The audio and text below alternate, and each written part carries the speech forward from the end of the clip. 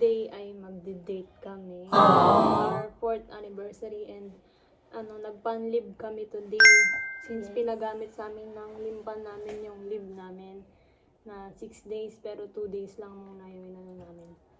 Then magde-date kami sa Edamon guys. Ngayon namin pupuntahan lahat ng mga area doon. Tapos tatry din namin maghanap ng kainan kung meron kami magugustuhan. Kasi ito maarte ito sa pagkain eh. Outfit check. Oh, wow! Lakas to, men. Kaya niya akong buhatin pero hindi ko siya mabuhat. Guys, nasa elevator kami. Kasi tapat lang naman ng Ida Mall. Hindi na kami mamamasahe.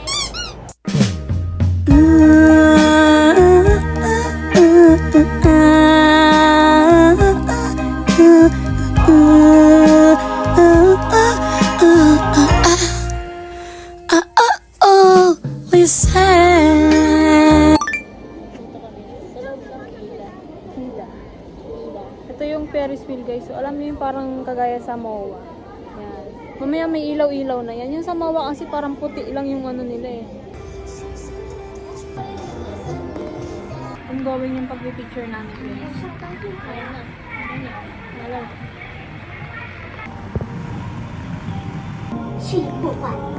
Cutie! Ayan na guys. Ang bilis magdilim ng langit dito. But di ka guys sa Pilipinas kasi 'di ba mga 6:30 medyo maliwanag pa. Dito mga 5 or 5:30 yan, madilim na. Isang photo booth station guys. Titingnan namin kung maganda rin. Ganda? Parang trend. Wow! Tapos guys yung pera namin kaka-photo booth. Hindi kasi kami mag-keep ng mga ganito guys. Kasi syempre pictures are memories. Ay 200 NT siya. 6 seconds. Ay, meron pa isa.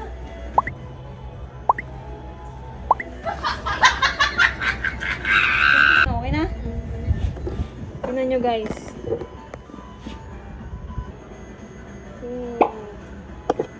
扫描二维码查看电子相片。 Cutie. 打一 Naman kami ng pagkain ngayon guys. As you can see, walang gaanong tao, di ba? Tsaka malamig na yung simoy ng hangin guys. Buti na lang yung outfit namin ay naka-jacket kami. Guys, nagtitingin ka ng mga damit na pwedeng mabili. Pero makakagulat yung presyo. Nakakanginig lang naman ng presyo guys. Pero maganda yung pera niya. Mamahalin talaga. Pero Siyempre, bibili pa rin branded. kami. Naghanap kasi isang kami damit ng lang. pipili siya ng outfit niya, tapos ako yung magbabayad. Pipili din ako ng outfit ko, siya magbabayad. Yung budget namin, hanggang picture lang, hanggang pang photo booth lang. Hanggang sightseeing na lang ba? Ito kami, nag-iikot-ikot. Kasi yan. Option 1. Face namin. Mag-iikot-ikot pa kami. Sa menu ko. Pang mayaman yung hindi natin gusto yan. May bar. Mahirap mamili ng pagkain guys. Nai-stress na ako din. Ayan, yan na lang. Malalaki. Yan guys, nakahanap na kami ng kakainan. And buti na lang din, nag-i-English yung isa nilang staff. Kasi hindi kami magkakaintindihan. Hirap na naman kami mag-order kung hindi siya marunong. Yes, ito yung order namin. Naka-order. Secret yung presyo. Secret. And nagpaalam kami kung pwede mag-take ng video. Pumayag naman sila basta wag lang yung kitchen area nila, yung working area. Alam nyo guys, hindi naman kami lagi-lagi kumakain ng ganito na mga minsan lang talaga, kagaya nito, anniversary namin. Ngayon lang kami kakain sa ganito. Kasi Kailangan namin magtipid. Kasi kung kailangan namin magtipid as much as possible. Kasi ang budget lang talaga namin sa isang araw ay 280. Since hindi pa kami sumasahod, for the tipid talaga, pero excuse to kasi anniversary namin ngayon. Hindi pwedeng wala. Talaga mandatory celebration talaga namin ng anniversary namin pala. ang ganda naman na. Ganda no? Ito yung nabili namin guys dun sa last vlog namin. Yung nagmukay kami. Then yung presyo niya ay kanais-nais din talaga. Kupal jacket. Alam niyo ba guys, dati pangarap lang namin kumain sa mga ganitong mamahaling pagkain.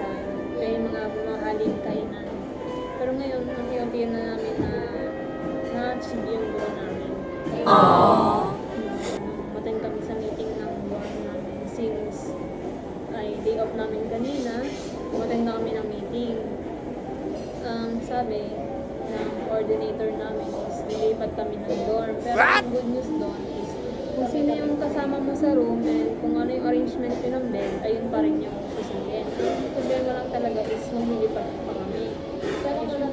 Malapit lang din naman, parang konting lakad lang. Ang problema lang doon kasi nakaayos na yung gamit namin. Eh, syempre lilipat pa. Nasanay na kami sa space, sa personal space namin doon. Sanay na kami. Talaga yung sa space nyo kasi sa lilipatan naman. Parang balik mo.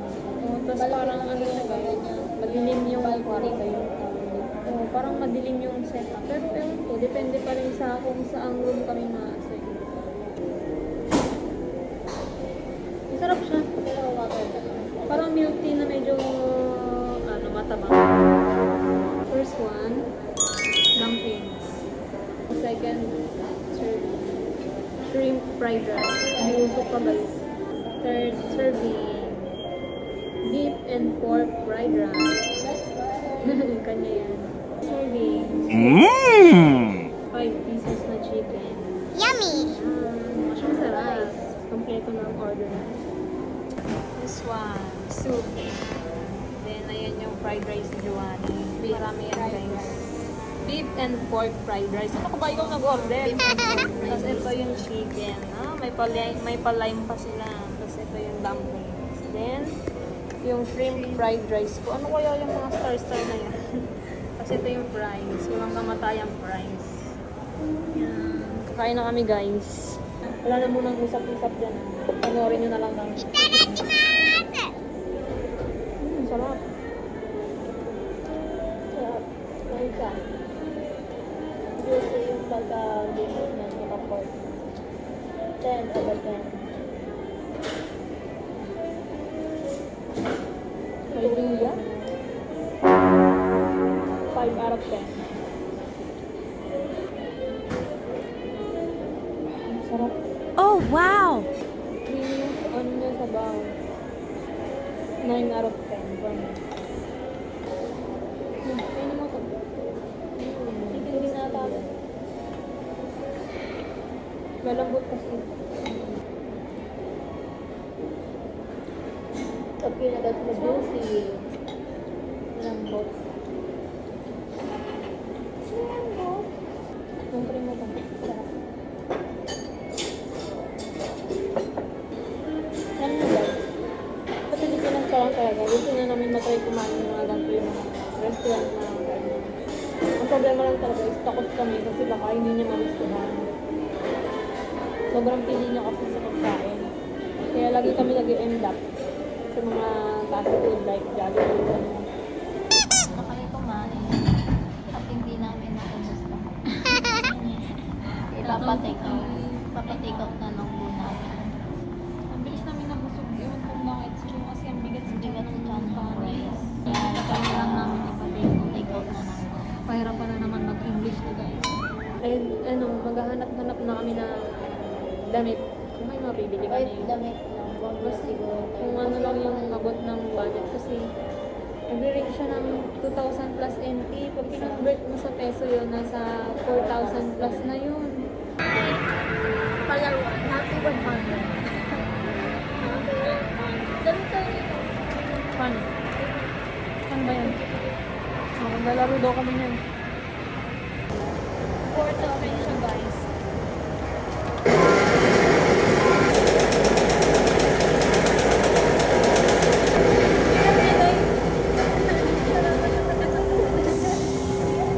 Yes! MVP! Papalit muna kami guys.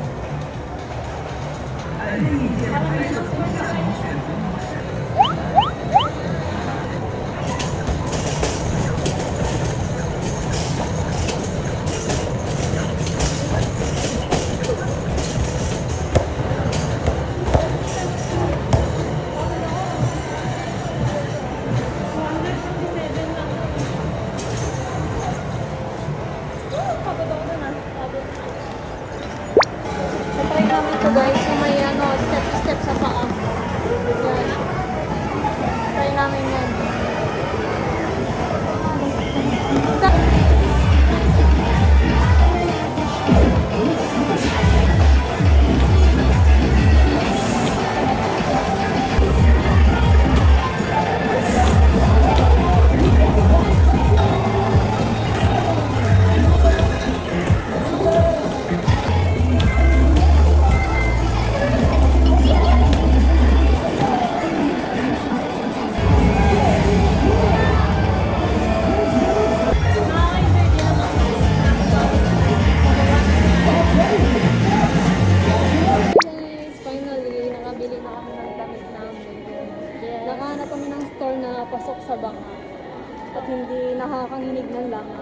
Naka-sale kasi siya, siya. naka-sale. Bali, 3 peraso for 1,080.